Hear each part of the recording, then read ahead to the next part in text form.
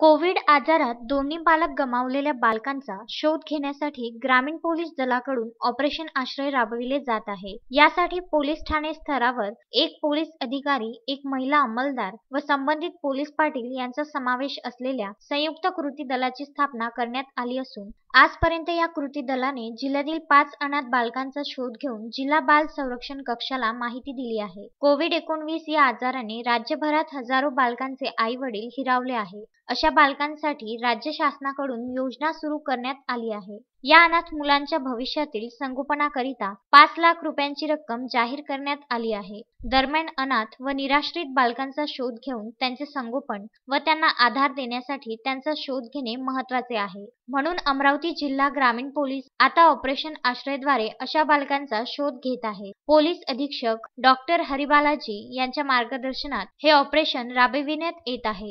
ग्रामीण जिल्हा पोलीस दलातर्फे या योजनेमध्ये 0 ते 18 वर्ष वयोगटातील जी मुलं आहे, ज्यांचे पालक एक किंवा दोन्ही पालक हे कोविड-19 या आजारामुळे जर मृत पावले असतील आणि ते अनाथ झाले असेल आणि त्यांचे पालन पोषण करण्यास जर त्यांचे इतर नातेवाईक असमर्थ असतील, तर आपण ह्या बालकांची माहिती घेऊन जिल्हा बाल संरक्षण अधिकारी जे आहेत, जिल्हा बाल संरक्षण कक्ष जे आहे यांना आपण पुरवत आहोत। ग्रामीण पोलीस दलामध्ये आतापर्यंत 31 पोलीस स्टेशन अंतर्गत एकूण 5 अनाथ बालकांची माहिती आपण आजपर्यंत दिलेली आहे।